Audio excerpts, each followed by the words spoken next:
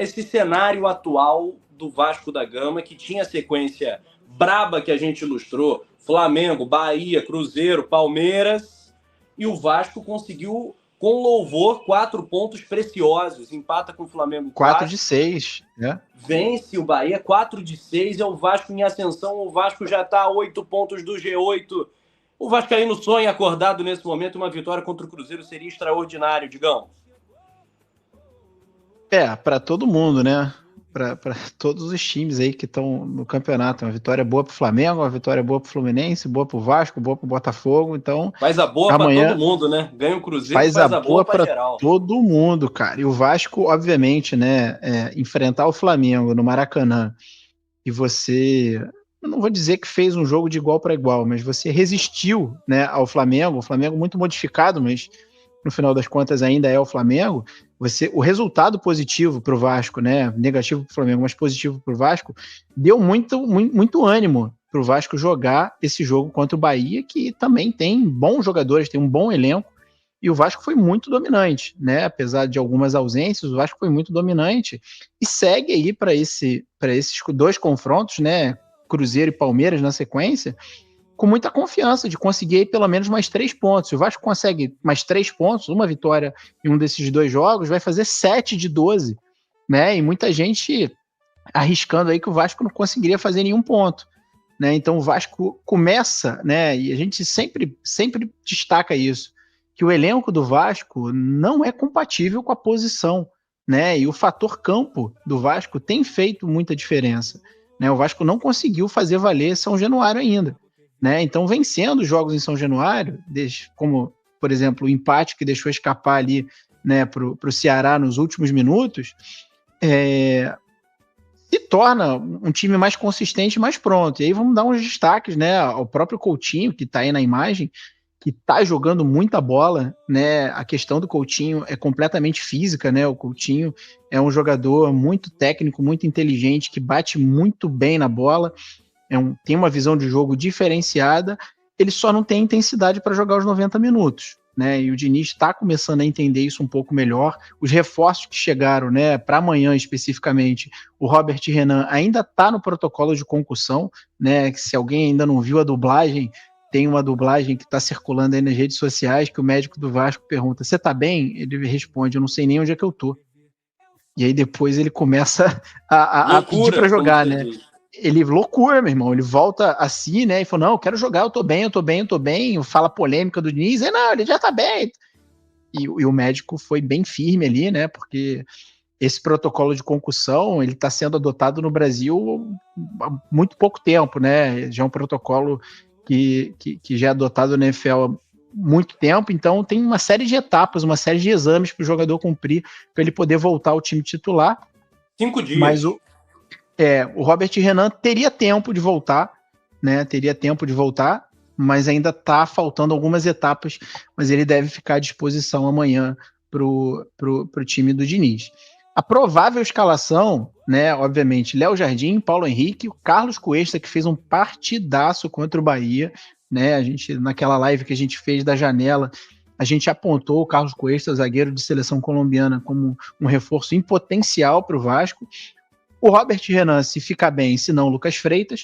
O Puma segue improvisado na outra lateral, né? O Hugo Moura, Cauã Barros, que também foi um jogadoraço, cara. O Granada Sem Pino, o moleque é bom de bola, bate até na mãe, então é um jogador estilo clássico ali dos anos 90, né, cara? Quem não lembra ali, tinham vários desses aí no futebol brasileiro, aquele volante brigador que tem muita presença física.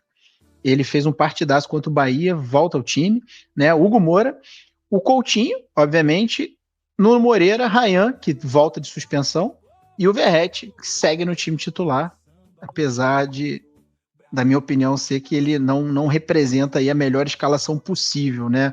Por mais goleador que ele seja no jogo aéreo, eu não vejo o Verratti fazendo tantos gols assim com o Diniz, apesar de ter muitos gols no ano, esses gols não foram feitos na era Diniz.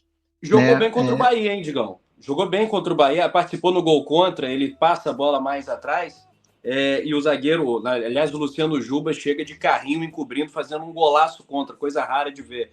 Mas foi mais intenso, com a participação mais interessante até. Eu acho que se ele tem que cair na real, cara. Se ele mantiver, né, as características que justificaram a crítica e a ausência de gols, ele vai acabar rodando.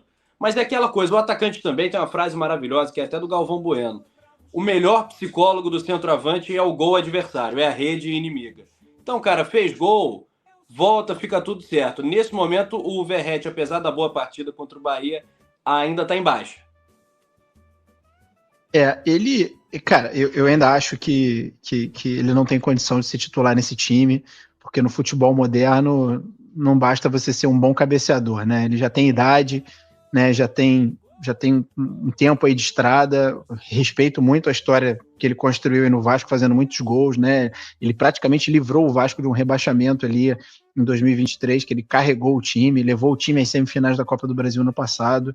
Legal, parabéns, mas eu acho que o tipo de jogo do Diniz não pede esse tipo de atacante. O Diniz, historicamente, não joga com esse tipo de atacante.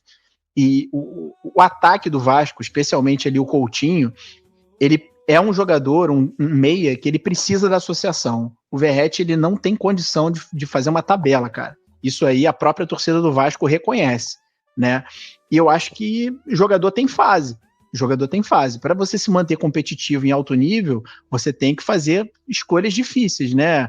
A gente até falou de 2023 do Botafogo, né? O poeta lembrou que, apesar da derrocada, né? Que eu também acredito que sem 23 não existiria 24, mas foi um ano que o Tiquinho fez muito gol. O Tiquinho foi um dos melhores atacantes do Brasil. Em 2024, ele não correspondeu, foi banco, irmão. Tudo bem que chegou o Igor Jesus, mas foi banco. E na virada para 2025, mesmo sendo campeão brasileiro da Libertadores com boas participações, ele foi negociado.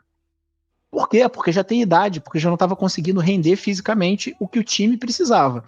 Eu acho que o Verratti está num caminho muito perigoso, né? Num caminho de muitos jogos, né? Óbvio que tem as exceções, mas os últimos 10 jogos o Verratti mais atrapalhou do que ajudou o time do Vasco. Então eu acredito que apesar da janela vascaína não ter trazido um centroavante de ofício, então acho que muito por conta disso o Verratti vai permanecer no time até o final do ano.